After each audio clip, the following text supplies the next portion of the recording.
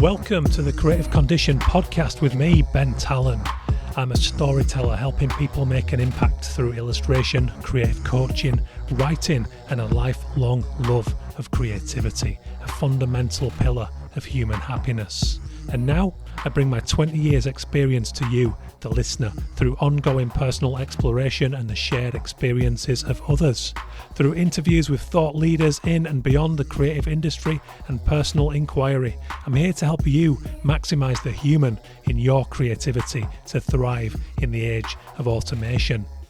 The show has been supported from day one by Illustration X, a leading illustration agency representing a shining global roster of illustrators and animators over at illustrationx.com.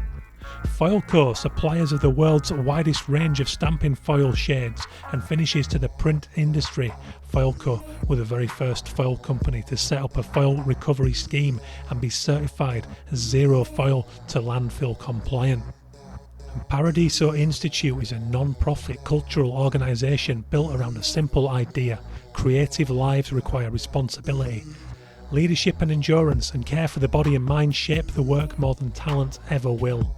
They bring together people across borders and generations who are willing to commit to depth and long-term contribution. They value real encounters, shared experience, and giving back to the communities that formed them.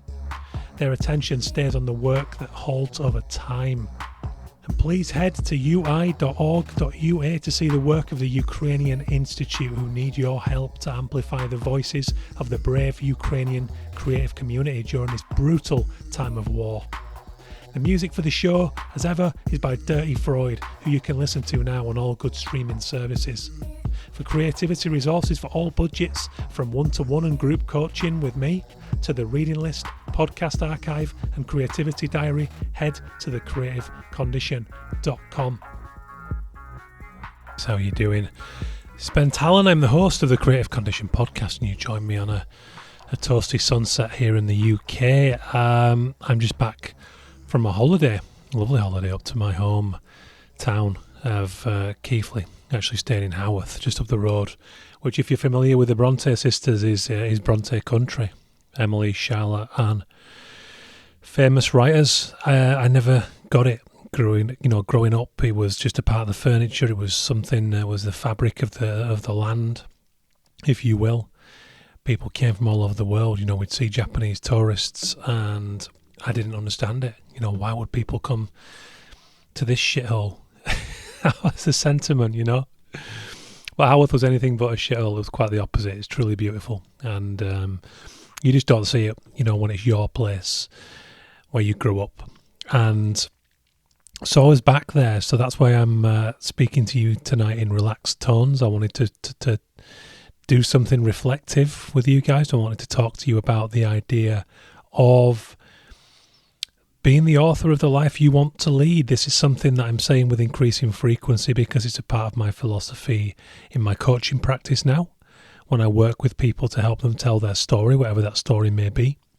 Maybe it's a brand story, maybe it's their business story, maybe it's their life story, All of this forms a very important and crucial compass in the actions we take moving forward, and that is what I wanted to elaborate on a little bit tonight, because I came back from that trip feeling somewhat replenished, but having had a week to reflect on what has been a very personally turbulent couple of years and positive few months, business-wise, recovery-wise, from what I believe was a disordered anxiety. When the alarm system is constantly sounding, the analogy I hear used a lot is the faulty smoke alarm. It's going off at the slightest bit of warmth or the slightest detection of anything untoward, and that is what happens in disordered anxiety. So in my case, as I've mentioned to you guys many a times before, welcome if you're new, by the way, to the show. Your stress response is overactive, and just like the faulty smoke detector, it's going off at the slightest perceived threat. Now, that threat for me manifested with a negative news headline, and as we all know in today's world, there are many of those in our faces and in our brains all of the time. And I was way too overexposed to that, and I didn't have the defense, the understanding of my thought mechanism, my stress response, my anxiety, to defend myself, to teach my brain that there was no clear and present danger, that there is no hypothetical tiger in the bushes waiting to take me down and maul me to death. But that's what it feels like. Your body is literally preparing itself to die when you enter the fight, flight, freeze instinct. And in my case, I was freezing all of the time, whether it was at my desk. I'd see something on Twitter when I was on there years ago, and I would freak out and I would retweet it, and I would retweet all the comments. And I had no idea that I was doing more harm than good, because I just wanted people to be aware of these scary issues around the climate, around politics, that were just fucking terrifying to me. But I didn't ever stop to think that this was just triggering the alarm system of many other people who would be better off feeling optimistic, living their lives as the author of the life they want to live, which would also lead to this building of a creative industry career in the same mould. And therefore this just became this 3-year spiral into intermittent but far too frequent anxiety states. And the thing is, I don't know if it's cost me too much. Maybe I'll never know that, because these things are always two-sided, aren't they? There's always an argument to say that actually, though, if this hadn't happened. And that's how I feel today. I actually feel grateful that I've been through this turbulent period, because I now understand, even when I enter anxious states, what's happening in my mind, and I'm better able to discern the validity of the alarm that is being sounded. And if it's not justified, I'm able to have a conversation with my brain now and prove that I can tolerate these uncomfortable states, come out the other side physiologically, calm myself down, and get back to an equilibrium in a matter of hours, which for the last 3 years was actually a matter of days for me. And I would not see friends because of this, and I would do the minimum in my work day because of this. And I'm a workhorse. When I'm passionate about something, I can work as hard as the best of them and be as productive as the rest of them. But when I'm not passionate, and I learned this at school, or maybe it took me a while in hindsight to realise this is what was happening at school, but I couldn't get myself motivated enough to do my homework for maths, for science, for whatever else. So I came out with this smattering of very average grades, mixed in with a few poor ones, when I should have been a straight A student. I had the intelligence for that. I just didn't have the motivation, so I couldn't switch myself on. I didn't realise that was a failing of the system itself, which we've talked about on this show many times before. But the point is, I was able to ride that anxiety, and still, my minimum was enough for me to come through, getting new clients, staying on track, managing, coping. But this week in Haworth got me reflecting, because there was something of a little turning point that happened.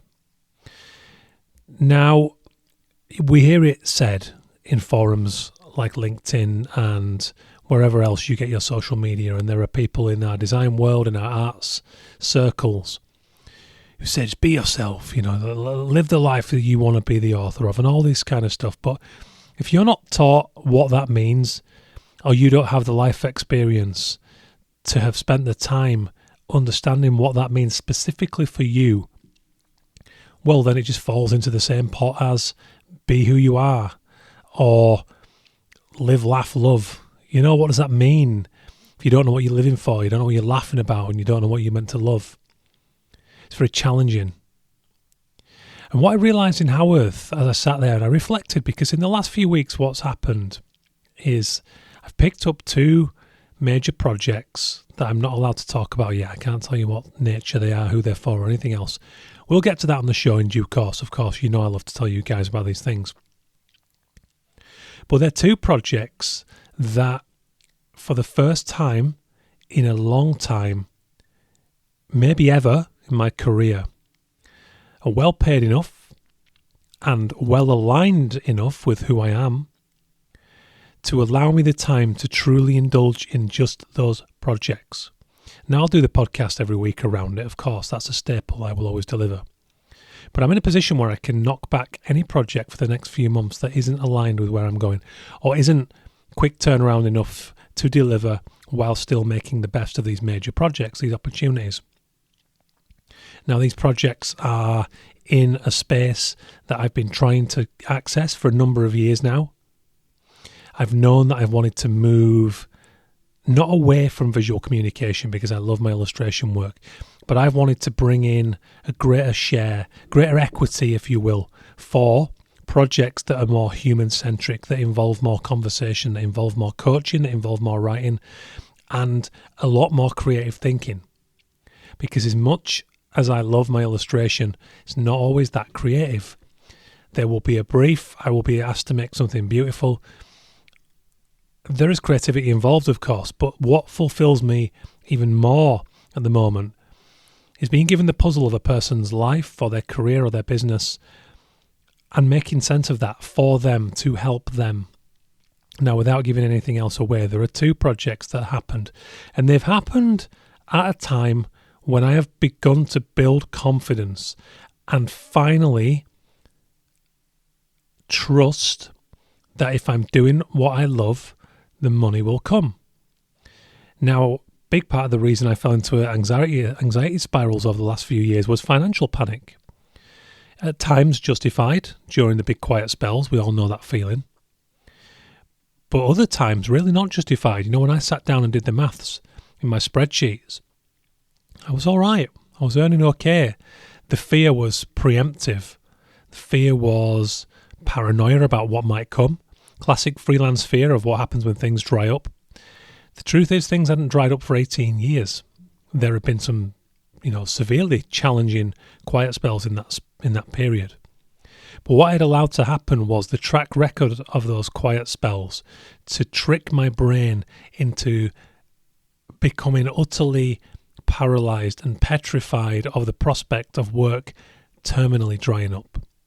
Now, I've never seen any evidence in my 18 years that is about to happen, and yet I have a vivid imagination. It's what makes me a good writer. It's what makes me a good illustrator. It's what has enabled me to envision a career I want to live, and then to put everything into that, including the bravery, the risk-taking, the hard work that is required to get that off the ground, and the self-belief. Now, in many regards, I have an abundance of self-belief. I trust my creativity, I trust my instincts, I trust the network and the world I belong to, and that the people around me will help me to make that happen if I'm vulnerable and open enough about what I'm passionate about and what I want to do. But in those fear spirals, in those financial panics, I froze up and I reverted to type. Type for me would be emailing old clients with an air of desperation, going after things I'd already done, without being brave enough to apply the point of view that I'd built by doing this podcast, by building the creative condition, my ongoing exploration of human creativity to help others build their human creativity in an automated world. It's a body of work I've been building in over 15 years since I started to interview people way back in my Quenched Music days in Manchester back in 2011.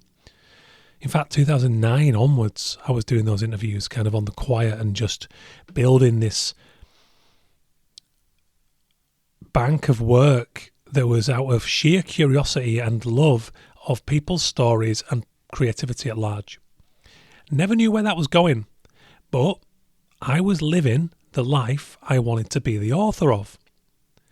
I didn't have that life yet, but I began to step into a bigger version, my future self, if you will, and trusted that the gap that was in there, it's like when your mum buys you shoes 2 sizes big for school because they don't want to spend loads more money on shoes. I'm going through that right now with my kids. It's like, do we stop just short of clown shoes where they're going to be tripping over every 5 seconds if it means that we're not going to have to spunk money on another pair of shoes in the next 6 months? Your future self is often a few sizes too big. That gap between where you are now and that future self requires bravery. Trust that the unknown will not equal terminal decline of your business or your trajectory. I'd lost faith in that during my anxious spell. Therefore, I was operating out of scarcity. I was responding only to what came in through my brilliant representative, founding sponsor of the show, Illustration X. Old clients coming back, new clients coming out the woodwork, but I wasn't chasing it down. I wasn't being as assertive and as active with the work I wanted to attract. Now, the best example I constantly go back to is my fiction writing. It took me a long time to grow the balls to write fiction. Once I'd had Champagne and Wax Crayons published by Lid Publishing back in 2015, started to get the itch to write fiction because I'm a lifelong storyteller. As I always tell you guys, I grew up in Keighley, a town that a friend of mine once heard a drunk person describe as one giant Star Wars bar. That cracked me up. It was beautiful. It was accurate. It is becoming the philosophy of my story coaching as I help people to understand their story, whether that's to write a book, to write a talk, to simply write their story, to understand who they are, to move forward on the right optimal path for them and their creativity. And as I wrote more fiction, as I began to trust myself and publish this stuff through Instagram, through my bentalonwriter.com website, where practically no one would go and look other than the occasional passerby who wanted to buy a copy of my creativity books. It didn't matter because this fiction work meant something borderline spiritual to me, because I was writing stories that I was channeling from my past that said something about the world I believed in, I belonged to. That giant Star Wars bar stopped being Keighley and became the entire universe for me, because storytelling in humans is what makes the world magic to me. I will say it here and now, I unequivocally believe in magic. And I'm not just talking magic in some kind of grounded, earthly, let's not piss off the logical people sense. I fucking believe in magic, proper magic, sparkly shit, witches and wizards and all that. Now, I know Gandalf's not roaming about out there, and I've just watched Kiki's Delivery Service again with my kids, the Studio Ghibli masterpiece, I believe. But I believe in magic in a sense that we feel the glow in our heart when we are living the life we want to live, that we want to lead. Thankfully for me, for the majority of my career and my life, I've been living that life. Again, always two sizes too small, always growing upwards. I was given that trust by a mum who truly believes in magic. A dad who maybe didn't believe in magic in the same way, but backed me anyway and said, go to design college, make something of it. You've got opportunities that we never had. Here's the support. Go and do it. It's on you. So I did, and I found a path. I found witches and wizards along the way, tutors, accidental mentors. And I'll tell you why, because from the age of about 14, I met a group of friends who I am as close as brothers with to this day, who backed me, who trusted their emotions, who put their hearts on their sleeves and lived in a way that said, this is who I am, who are you, let's make it work together as a group of friends. And this was completely at odds with the fitting in and the camouflage of secondary school or high school if you're listening from the States or elsewhere. And that led me into art college. It enabled me to speak about the things I wanted to do, even though I felt like it was impossible to do, as in build a career with my drawing skills. And because I spoke about it, because I bared my soul a little bit, and because I was vulnerable, there was a magic. You cast spells when you speak like that. It was Eleanor Samuelson, or from UNICEF's innovation team, who I had on the show. Look up the episode. If you go on Spotify or whatever platform, you type in UNICEF Creative Condition, you'll find that episode. Eleanor spoke of spelling as in the linguistic use of the term. But she believed it was spelling in terms of casting spells. Our words are that powerful. The sentiment behind the words is even more powerful. And I learned to live that way. I learned to speak to my college tutors about the things I desired. I asked naive questions and I expressed my not knowing. I was proud to do that. I wanted to learn to see. I'm about to interview Keith Sawyer this Tuesday, who's written the wonderful book Learning to See Inside the World's Leading Art and Design Colleges. It's on the Creative Condition reading list on the website if you want to go and check that out, thecreativecondition.com. I believe in that. I believe in casting spells with our words. And it's what I've begun to do again recently as I slowly emerge from this period of anxiety with a strengthened mind, firmer beliefs, trust in synchronicity, trust in my story, that despite all the shit in the world that makes me feel terrified, that I don't have to be terrified, that I can contribute to a better world, and that I will be guided the way I need to be guided to contribute to that. And I like to contribute to that by elevating creativity for you guys. I want to help you all understand creativity and become the author of the lives you want to live. So that's why I'm telling you all this. I want you guys to sit and think about the life you want to live. When are you most alive? When do you feel most illuminated? This doesn't have to be in your career. This might be the feeling you get when you leave a beautiful theatre production with your partner and you feel on top of the world, like you could create magic, like you just want to go away and do your creativity, whatever shape that takes on. Cast your spells. If I pick up a book by Chuck Palahniuk or a short story collection by Charles Bukowski or Shirley Jackson, I struggle to get more than a paragraph in before I just have to pick up my keyboard and write. I have to tell stories. I pick up my phone and I tap out a ludicrous little anecdote in a message and send it to a friend because that's who I am and that's what I have to do. Now, during this period of fear, I'd stopped writing the fiction I wanted to write. It's no small irony that the two major projects that I've just told you about that I've landed came about not very long after I'd begun to realign myself with my fiction.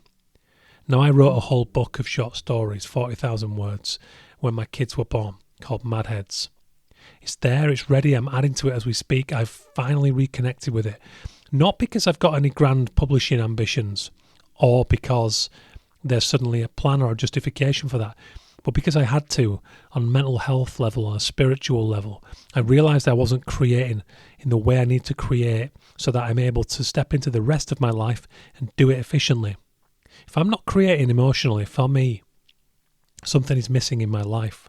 So when I've begun to do that, and I've also just started working on a new flash fiction collection, it's almost a natural twin for Your Mum. If you guys remember that book that I wrote, Your Mum and Other Stories from the Back Streets of Britain, a very mucky, down and dingy flash fiction collection exploring the streets of Britain, the stories that are to be told, the items that trigger those and hold those stories. The new one's called Miserable Old Twats.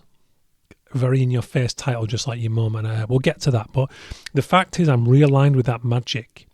And it isn't that anyone knows I'm writing that stuff. That's the first I've spoke of it right here, right now, to you guys. But the fact that I've realigned with that means that I'm seeing the world in a different way. Magic is back in my sight.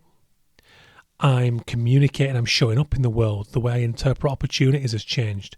The essence and the resonance that I put out into the world as I communicate on LinkedIn, as I talk to people in pubs or in catch-ups, it comes across.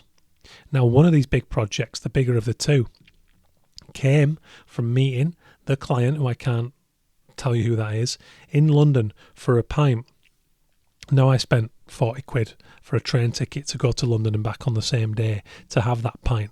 Might seem expensive for a one-drink catch-up, but this person enthralls me. It's a kind of creative wizard of mine. It's a Gandalf figure in my life. And I've wanted to work with them for a while, but my artistic style does not align with their particular offering. It's a very slick style. There's something very crisp about what they do, and it doesn't really align with my raw artwork.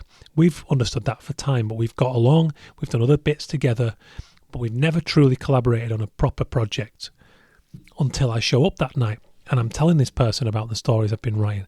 This gets me in a playful mindset, so I start sharing after a couple of beers some fun stories, some things I've heard recently that speak to creativity, that speak to the human condition. And after about 2 beers, this client turns around to me and goes, I wasn't particularly thinking about a certain project, but the stories you've told me tonight have just let me in on the way you see the world, the depth you interpret this environment of ours.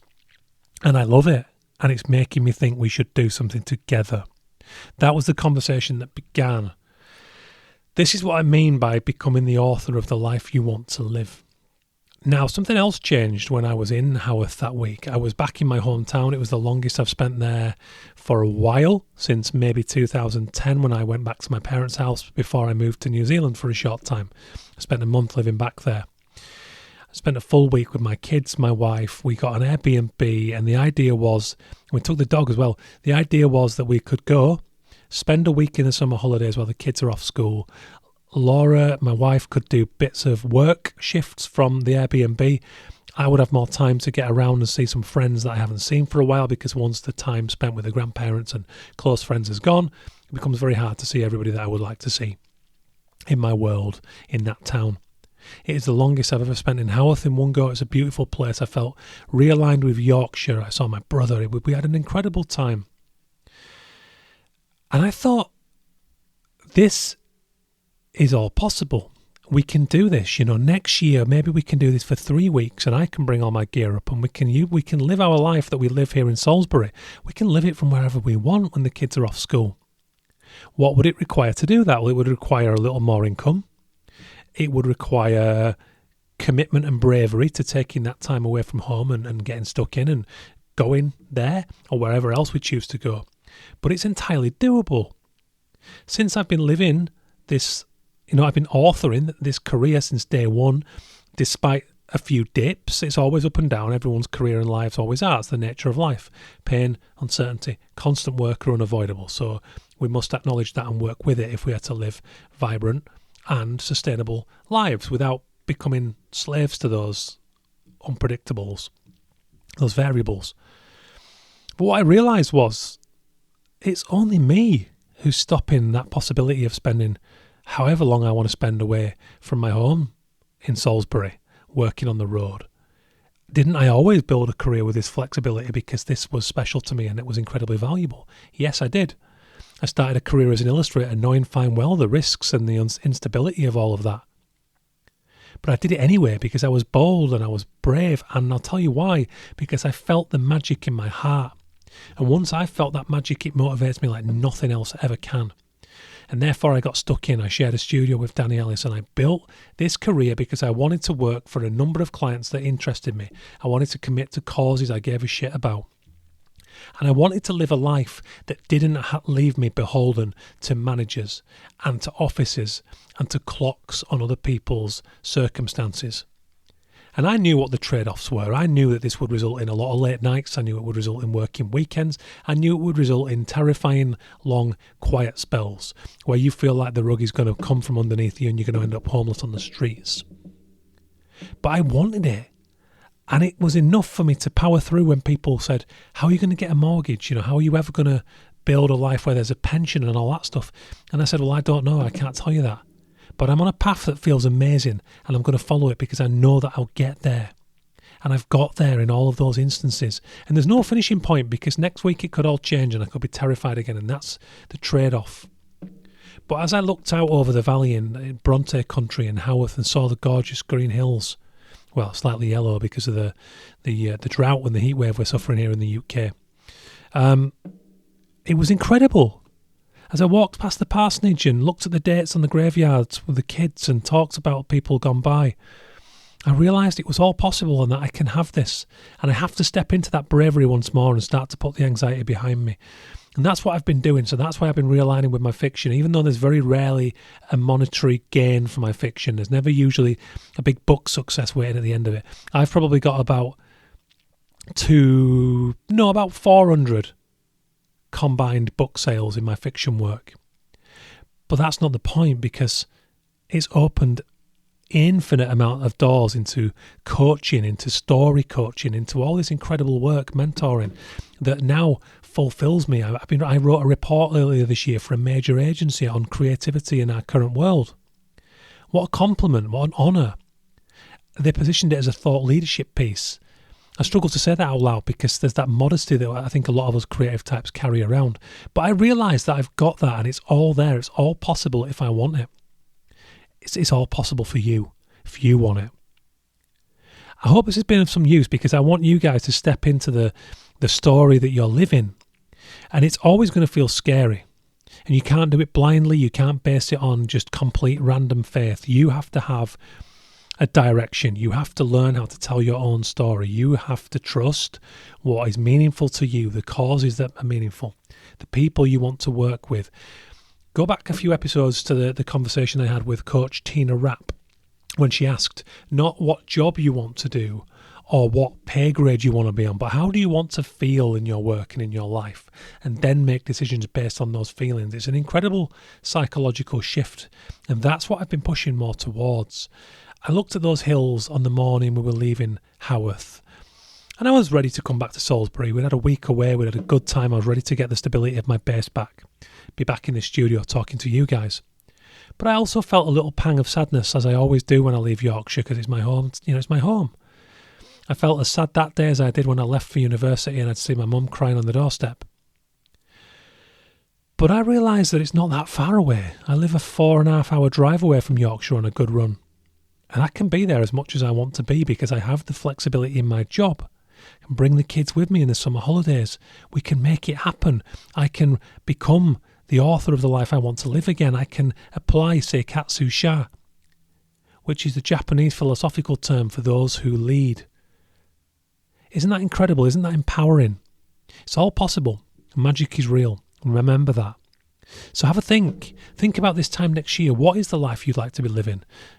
Take the career out of the picture for a moment. What's the life you want to be living? Where do you want to be waking up? Who do you want to be spending your time with? What do you want to be excited about doing that day? What's the feeling you want to attain through that? Then begin to work backwards. What would you need to earn to do that? Because I'll tell you what, the biggest shift in all of this was the realisation that there's a huge difference between thinking, oh shit, I've got to go out and get work. I've got to go and learn how to build this brand to get today's work done, to reach new clients, to post social media. It's all overwhelming and it frazzles our brains in this information-dense world if we just think of it in isolation, because it's a lot to do. It's a heavy load for all of us. But if you think, what do I want to be doing in X amount of time? And what would it take to get there, to feel the magic that I'll feel, not just when I get there, but on every step of the way in the present moment, because the present moment is all we have. Everything is impermanent. It could all change tomorrow. What does that look like? And when that is your motivation to become the author of the life you want to lead, what felt overwhelming yesterday feels like just details. Details in building the life you want to live, brick by brick. I hope it's been of some use, guys. The show is supported today by the founding sponsor, Illustration, who you can find, Illustration X, who you can find at illustrationx.com, along with their raft of the best illustrators in the world. Foilco.com. Incredible foiling, hot stamping foils, the widest range in the world, I believe. Incredible sustainability policies, brilliant family-run agency out of the business coming out of the northwest of England. Check them out, foilco.com. ParadisoInstitute.org is where you'll find the wonderful Paradiso, who are taking founding members on board right now to build bold, brave, new leadership in our creative industry through coaching opportunities, through mentorship programs, through workshops, talks, festivals, you name it. It's all going on. Paradisoinstitute.org. And last but very not least, please do consider supporting the Ukrainian Institute, who are supporting the Ukrainian creative community, who are incredibly brave during this horrific time of war. ui.org.ua. Of course, I've been Ben Tallon. You can check out my art at bentallon.com. You can connect with me through this work and The Creative Condition at thecreativecondition.com. We can talk about coaching opportunities. We can talk about writing your story. Cheers, guys. I hope this has been something interesting for you. I'm going to crack on being that author of the life I want to lead. No doubt I'll be shitting myself in an anxious mess somewhere in between, as I tend to be, and I will talk to you all about it. Talk to me about it, ben at bentallon.com. Have a lovely week. Stay creative, guys. It's been a pleasure. Nice one.